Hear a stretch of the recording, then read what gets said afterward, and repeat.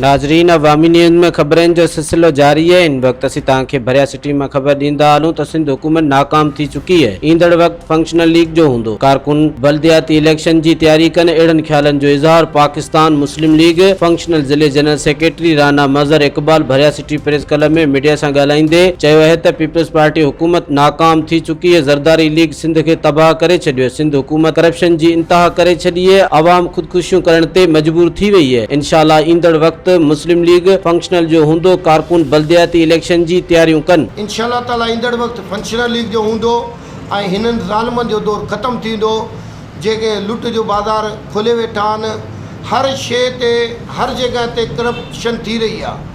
UC जे town खां वठी town committee खां वठी ऐं ज़िले जे जेको ज़िले टाउन जा आहिनि उन्हनि ते ज़िले में ऑफिस तमामु ऑफिसनि में सभिनी में करप्शन थी रही आहे।